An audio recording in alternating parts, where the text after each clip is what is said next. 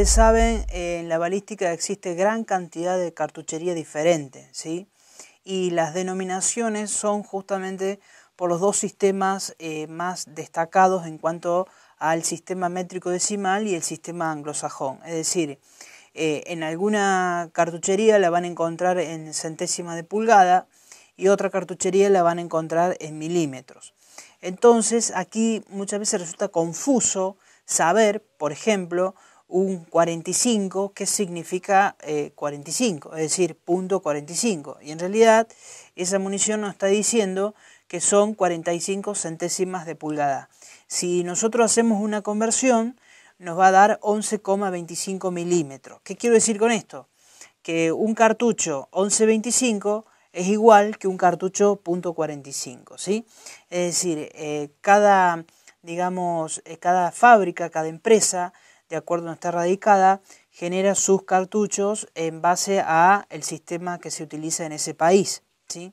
Por ejemplo, en Argentina, nosotros, la fábrica de armas de Argentina, justamente la fábrica militar, utiliza la denominación de milímetros. Entonces fabrica munición, ¿sí? Por ejemplo, 9 milímetros, ¿sí? En otros países, como yo recién les decía, puede cambiar esa situación. Entonces es importante que tengamos en cuenta, ¿no?, los libros y las tablas que hay vigentes, porque nos puede tocar una cartuchería, digamos, inédita, o cartuchería incluso utilizada o preparada por un determinado especialista que utiliza, por ejemplo, una vaina de un determinado calibre y le coloca otra punta no estándar, es decir, hace su propia munición, ¿sí? Entonces, esa propia munición sería imposible que cualquier especialista conozca de todo. Entonces, para eso debemos recurrir a manuales, debemos recurrir a tablas, donde nos dan las medidas exactas de esa munición que es atípica, ¿sí? Dentro de lo normal vamos a encontrar, ¿no es cierto?, el 9 milímetros, el .22, que son, recuerden, 22 centésimas de pulgada. Por lo tanto, si yo hago la conversión, sería 5,56 milímetros de diámetro, es decir, el diámetro de la punta del cartucho, ¿sí? Entonces, es importante que conozcamos cómo se denominan, y además de eso también podemos tener otra denominación, por ejemplo, que es la munición que ha adquirido, por ejemplo, la OTAN, ¿sí? La OTAN ha adquirido como munición el 9 milímetros. Entonces, el 9 milímetros para la OTAN se llama 9 milímetros NATO, ¿sí? Que quiere decir OTAN al revés, NATO, ¿sí? Que es el mismo, que es el 9 milímetros Luger, que es la misma munición 9 milímetros Parabellum, ¿sí? Entonces, o 9x19, que 9x19 significa que tiene 9 milímetros de diámetro por 19 milímetros de largo la vaina, ¿sí? Es decir, esas cuatro denominaciones que yo recién les nombré corresponden a un mismo cartucho, ¿sí? Entonces, es importante que ustedes entiendan de que hay cuatro elementos constitutivos básicos, ¿sí? Que es la punta, ¿sí?, la carga de propulsión, la vaina y el fulminante. Para eso vamos a ver, en el caso de las escopetas, un pequeño video para que conozcan justamente los distintos tipos de cartuchos de escopeta. Cartuchos de escopeta calibre 12 destripados. ¿Qué contienen en su interior? Bueno, pues en el de la izquierda tenemos una bola de goma, tapón de plástico y pólvora. Sería un cartucho de munición no letal. El siguiente modelo es un modelo de perdigones utilizado para la caza menor y estaría compuesto por perdigones pequeños, mucha cantidad, el tapón de plástico y pólvora. El siguiente modelo sería un modelo de munición de posta, que son parecidos a los perdigones, pero más gordos. Vienen menos cantidad, pero son más gordos, de mayor diámetro. También vienen compuestos por un tapón de plástico y por su pólvora. El siguiente modelo se usaría para caza mayor y viene compuesto de una bala de plomo estriada, ya que el cañón de las escopetas no van estriados, van lisos, pues aquí estriamos lo que sería la bala, para hacer la función del estriado del cañón. un tapón de plástico y otro de corcho, y su carga de pólvora. Bueno, pues estos son los cartuchos más utilizados en todo el mundo, los más comunes. Y nada, un saludo y nos vemos en el siguiente vídeo. Vamos a hablar acerca de la pólvora, ¿sí? Como ustedes saben, es el principal compuesto que me genera justamente el disparo.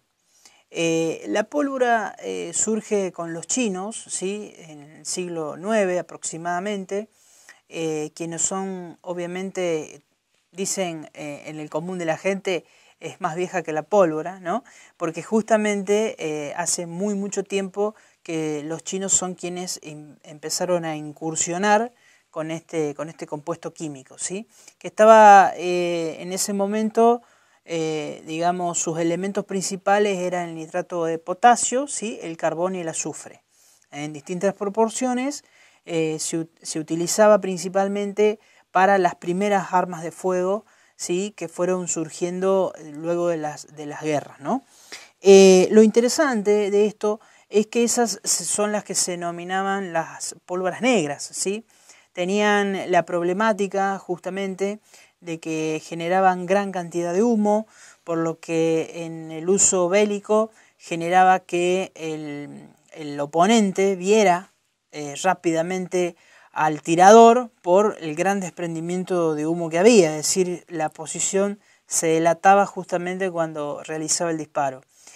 También era justamente absorbía mucho la humedad, por lo que era inestable, ¿sí? Y llegó a generar incluso que en vez de deflagrar, detonara, es decir, explotaba, ¿no? E incluso explotaban las armas, ¿sí? Y salían lesionados a veces los mismos tiradores. Entonces, ¿qué tenemos que entender justamente por la pólvora negra, ¿no? Como conceptos principales, ¿no? Que absorbía mucho la humedad, que me generaba gran cantidad de humo, ¿sí? Que era inestable. Entonces, en el año 1800 aproximadamente, un francés llamado Paul Vielle es quien produce justamente una mezcla, ¿no? Que introduce la nitrocelulosa con éter y alcohol. Es decir, genera un nuevo compuesto químico que lo que hace es estabilizar todos estos inconvenientes que tenía, y eso comienza a generar lo que se llama las pólvoras sin humo o las pólvoras blancas, ¿sí? El conocimiento de este tipo de pólvora es muy importante para el investigador criminalístico, ya que en muchos lugares ustedes pueden llegar y encontrar máquinas de recarga. Esas máquinas de recarga tenemos que evaluar justamente qué tipo de pólvora tienen, si es pólvora negra, si es pólvora sin humo, ¿sí? Ya que las medidas de seguridad en el ambiente, en el lugar, deben ser muy estrictas. Es decir, si nosotros detectamos ese tipo de elementos en un lugar del hecho, debemos hacer, digamos, novedad al equipo que interviene con nosotros de esta situación y justamente tener en cuenta todas las medidas de seguridad para que podamos trabajar, ¿no?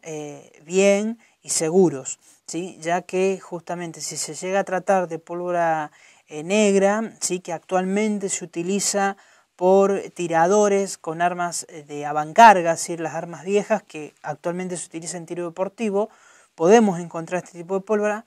Entonces debemos tener la precaución de su inestabilidad y de todo lo que venimos hablando.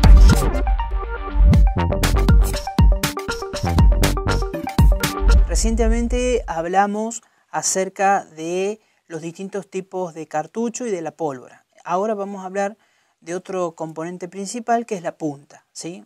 Que justamente una vez que se lanza al espacio es un proyectil.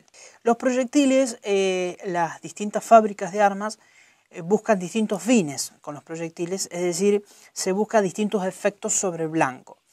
Vamos a tener, por ejemplo, proyectiles penetrantes, vamos a tener, por ejemplo, proyectiles perforantes, vamos a tener proyectiles expansivos, incendiarios, explosivos, multipuntas. Es decir, dentro de las puntas de los proyectiles hay una gama variada, ¿sí? Incluso también de punta hueca, de punta troncocónica, de punta ojival, ¿sí? Que tiene distintos efectos en el impacto y también en su trayectoria. ¿Por qué? Porque cuando nosotros utilizamos proyectiles para armas largas, donde la velocidad del disparo es muy elevada, se debe modificar, por ejemplo, la parte, digamos, anterior y posterior del proyectil. Es decir, tenemos que generar un proyectil bien puntiagudo, ¿sí? Y en la parte trasera también debemos generar un efecto cónico, ya que la alta velocidad que genera debe justamente esa forma evitar las turbulencias que se generan y tener una mejor puntería, una mejor trayectoria, ¿sí? Entonces, no solamente el tipo de efecto que se busca sobre el blanco va a ser importante en cuanto a los tipos de puntas, sino también justamente la trayectoria que nosotros queremos. Es decir, si queremos una muy buena trayectoria en proyectiles de alta velocidad y a grande distancia, vamos a tener que hacer unas modificaciones, digamos, aerodinámicas de los proyectiles para que tengan ese efecto deseado. Ustedes van a ver en pantalla una imagen donde se ven distintos tipos de proyectiles con, digamos, un corte tangencial, donde se ven los distintos tipos de puntas, ¿sí? Más o menos para que se, digamos, signifiquen lo que yo le estoy contando. Es muy variada este tipo de munición. Cada empresa en particular se especializa a veces en hacer proyectiles perforantes, otras se especializan en hacer proyectiles punta hueca y así sucesivamente. Y en el mercado evidentemente es muy variante. Esto en el caso práctico debe ser muy tenido en cuenta por el balístico que va al lugar del hecho, ya que justamente en el caso, por ejemplo, de los proyectiles punta hueca, son proyectiles que van a tener relativamente poca penetración, pero una gran deformación. Entonces, cuando ese proyectil yo lo levante del lugar del hecho para hacer un posterior cotejo balístico, debo tener en cuenta, ¿sí?, que la zona donde a mí me sirve para hacer el cotejo va a ser menor que otro tipo de proyectil porque su deformación va a ser muy grande, ¿sí? Porque el efecto que se busca justamente es que toda la energía cinética que el proyectil trae se descargue sobre el objetivo que ha pegado. Diferente sucede con ese tipo de proyectil que yo les contaba, que puede ser blindado, que el único fin es penetrar una superficie dura y se va a mantener lo más, digamos, completo posible. Entonces ahí el balístico va a tener mayor campo de estudio para hacer el cotejo correspondiente. También debemos tener en cuenta el tema de los rebotes, ¿sí?, que justamente se generan cuando, por ejemplo, el proyectil pega en el piso y luego impacta en la víctima, o cuando pega en el techo y también impacta en la víctima. Y eso es muy importante. Un caso práctico que me ha sucedido es, por ejemplo, que la víctima tenía un disparo de arma de fuego detrás de uno de los ojos y no se lo podía extraer. Entonces nosotros debíamos determinar, porque la justicia así lo pedía, si el tirador le había apuntado a la persona o si había apuntado, por ejemplo, al piso y había efectuado un disparo, y ese disparo rebotó en el piso y le ocasionó la lesión a la víctima. ¿Cómo hacíamos para determinar eso? Bueno, mediante el uso de radiografías y tomografías podemos saber si ese proyectil tiene una parte plana. Si tiene una parte plana en su punta, hace que justamente hablemos de que hubo un impacto en una zona dura antes de ingresar al cuerpo, es decir, fue por rebote. Entonces eso nos daba la culpabilidad del autor, si era directo o si era indirecto.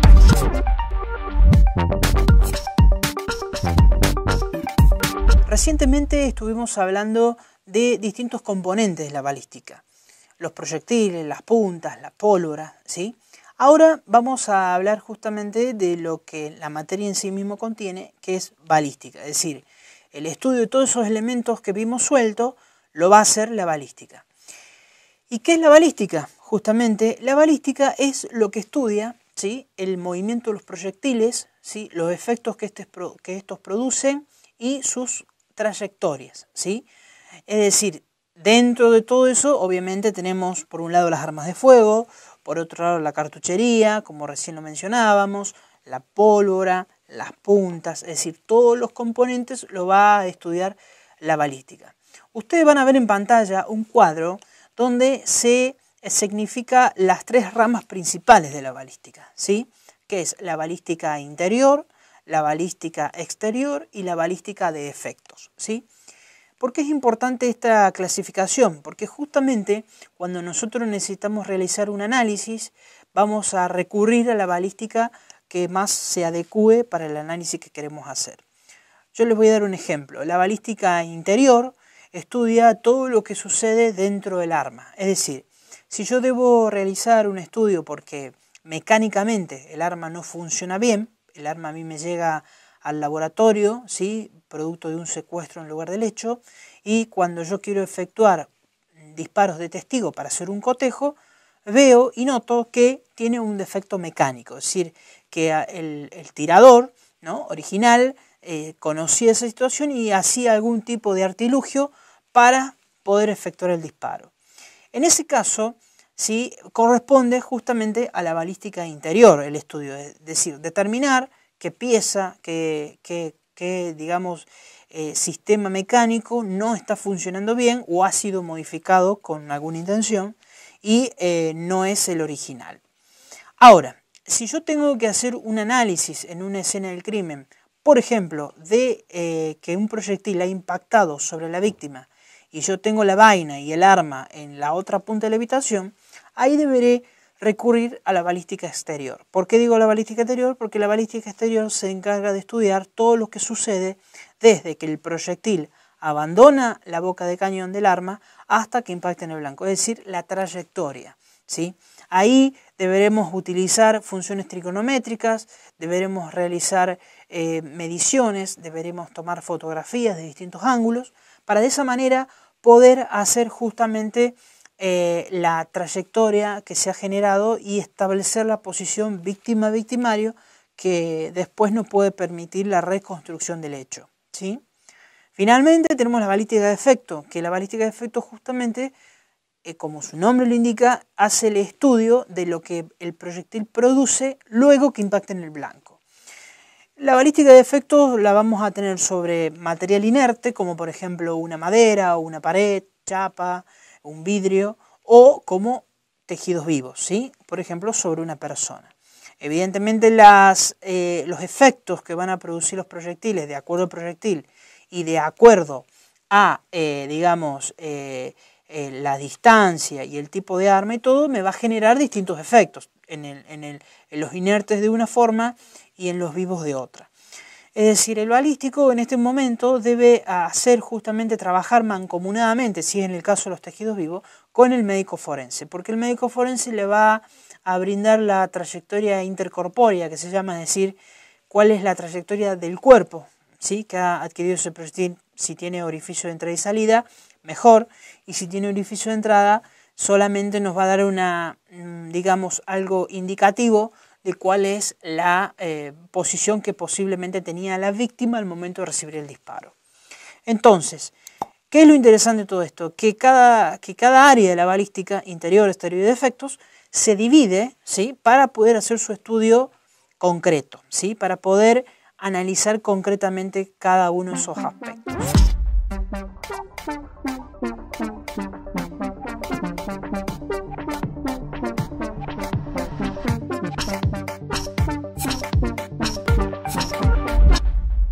La actividad que se te planteó en este módulo busca que analices la interacción de las diferentes piezas que componen el arma de fuego. Los investigadores de la causa le han manifestado al fiscal que el arma le podrían estar faltando piezas que permiten su correcto funcionamiento.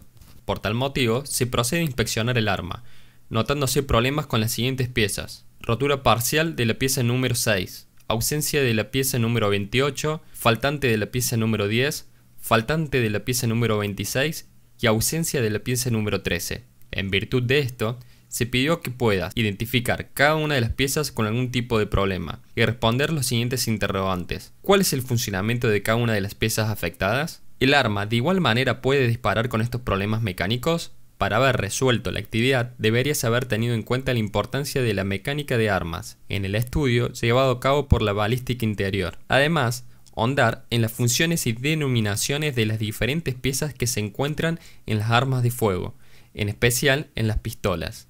En virtud de todo esto, debiste responder estos cuestionamientos de la siguiente manera. La pieza número 6 se llama extractora. Su ausencia permite realizar el disparo aunque no permite la retroalimentación automática. La uña extractora tiene como única función tomar la pestaña de la vaina y sacarla de la recámara del arma, cuando la vaina golpea con el batador, lo que hace que sea desplazada por la ventana de expulsión del arma. La pieza número 28 se denomina martillo. La ausencia de este elemento no permite que se pueda concretar el disparo.